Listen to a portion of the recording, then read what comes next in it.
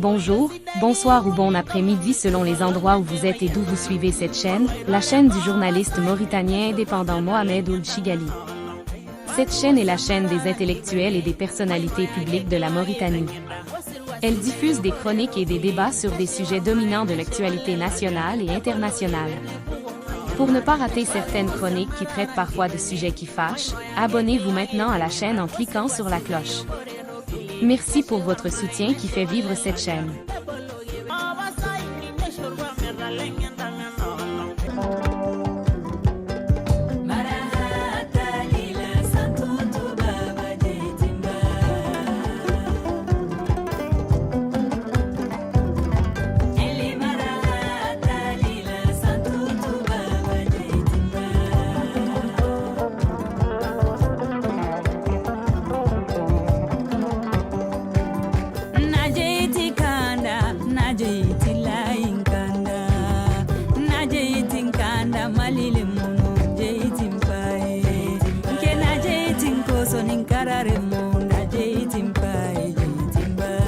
Bonjour, bonsoir ou bon après-midi selon les endroits où vous êtes et d'où vous me suivez en ce moment. Moi, c'est Mohamed Ould Chigali, je suis journaliste, je suis mauritanien et je suis indépendant.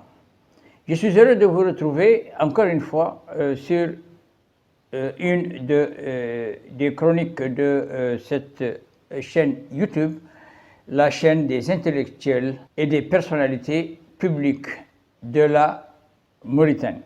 Depuis quelques jours, vous vous êtes peut-être rendu compte, les réseaux sociaux se partagent une information selon laquelle Moscou accuse la Mauritanie d'être utilisée par l'Ukraine comme un couloir pour un trafic d'armes, de munitions et même de personnes en direction des combattants dans le nord du Mali. Une telle information ne me surprend pas personnellement parce qu'il y a une année déjà, j'avais dit que la Mauritanie était dans le collimateur de la Russie.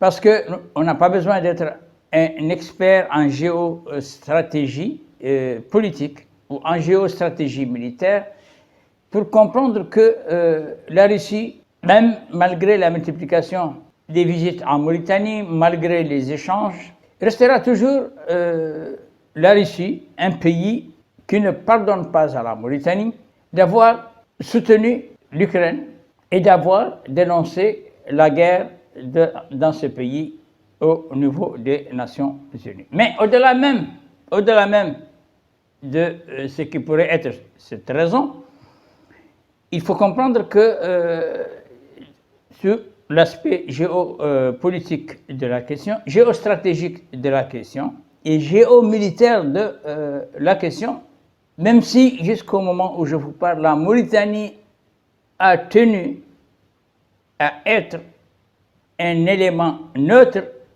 dans les difficultés qui se passent au nord du Mali et même les difficultés qui se passent donc au Sahara dit occidental ou le Maroc ou le territoire de la République arabe sahraoui démocratique, chacun l'appellera comme il veut. La Mauritanie a su jouer une partition qui lui a permis d'exprimer réellement par sa position politique, par sa position militaire, une neutralité dans tous les conflits qui se déroulent au nord et à l'ouest de son territoire. Est-ce que la Mauritanie a permis ou fermé l'œil sur des activités de l'Ukraine pour que ce pays entretienne des relations avec des combattants dans le nord du Mali? Est-ce que la Mauritanie aurait fermé l'œil pour que ce pays puisse trafiquer des armes en direction de ce pays? Certains peuvent bien se poser la question. Seulement, est-ce que l'Ukraine, si l'Ukraine devait s'impliquer dans le conflit qui oppose des combattants dans le nord du Mali et le Mali, ce qui, je le répète et je l'ai toujours dit, est un conflit interne au Mali, C'est une affaire du Mali qui ne concerne que le Mali et de laquelle la Mauritanie doit être éloignée par les acteurs du conflit. Même si la Mauritanie elle-même s'en est éloignée, elle le prouve, les acteurs doivent éloigner la Mauritanie de ce conflit et refuser d'accepter des accusations gratuites. Parce que l'Ukraine, en tant que pays qui a des relations un peu partout en Afrique, n'a pas besoin de la Mauritanie pour servir de couloir pour armer des combattants.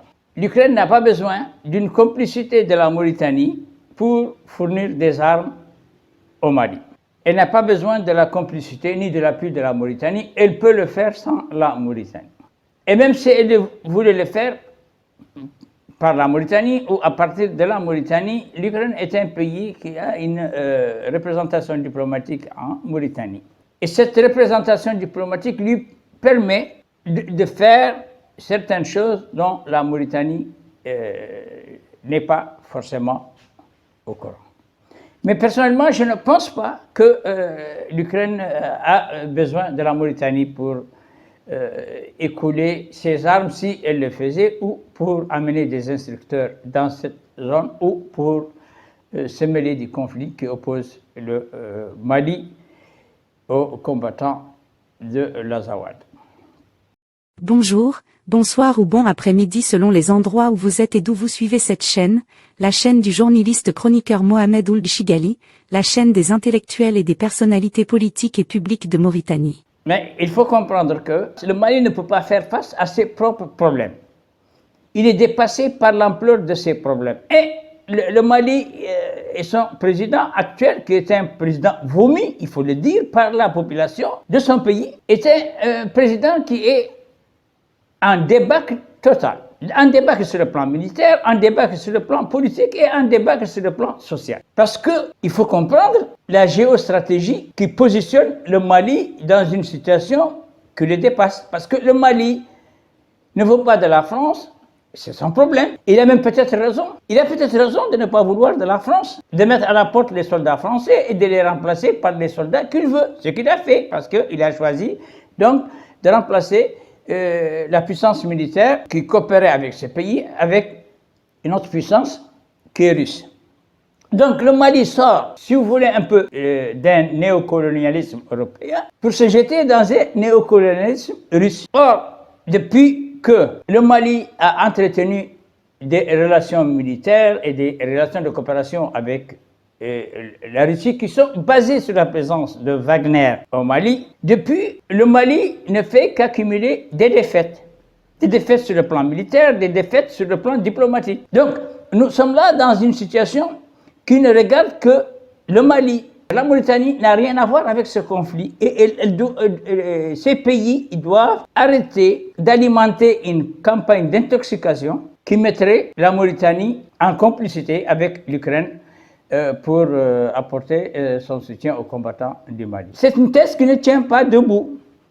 Elle ne tient pas debout, mais Moscou peut peut-être bien avoir déclenché cette campagne parce que Moscou, qui voulait épauler le Mali par la présence de ses troupes de mercenaires Wagner, comme elle l'a fait d'ailleurs au Burkina Faso, s'est rendu compte que sa présence dans ces deux pays est un lamentable échec. Et maintenant, elle essaie de trouver une sortie honorable.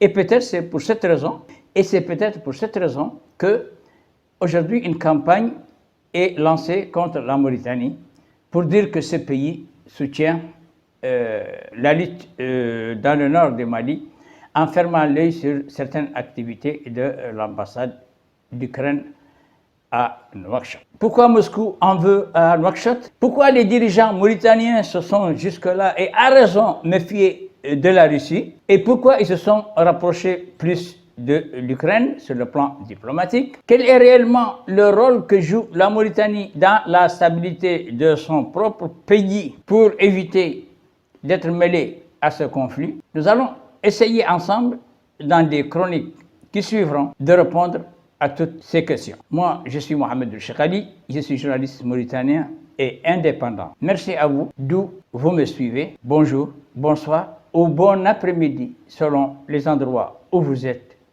et d'où vous suivez cette chaîne, la chaîne des intellectuels et personnalités publiques de la Mauritanie.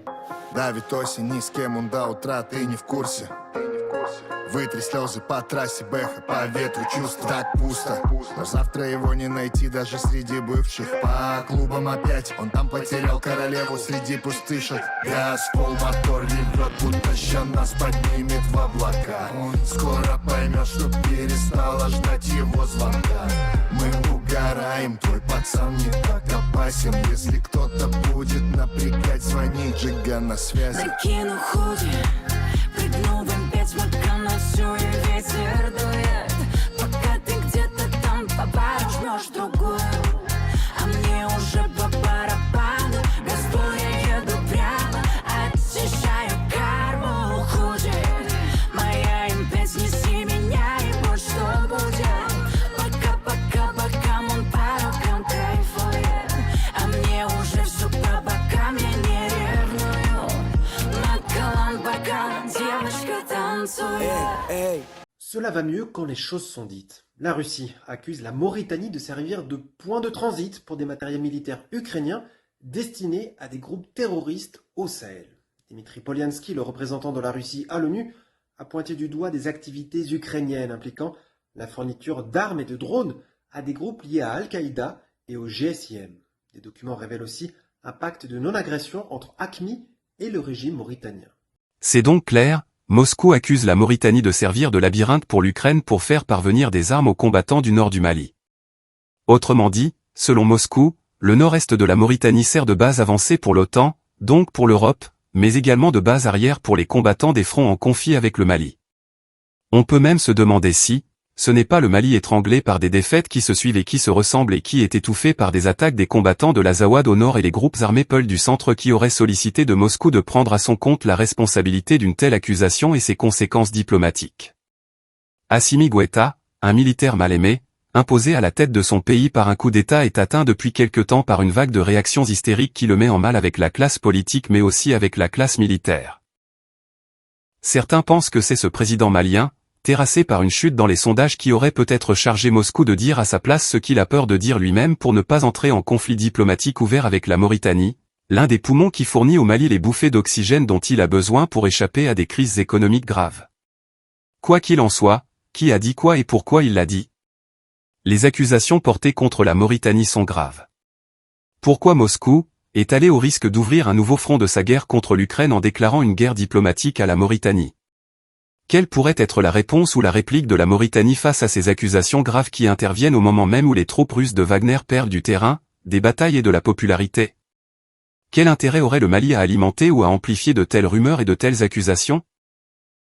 Dans des chroniques qui suivront, le journaliste indépendant Mohamed Ould Chigali tentera de répondre à toutes ces questions. Ce sera à partir du samedi 30 août 2025 sur cette chaîne Inch'Allah.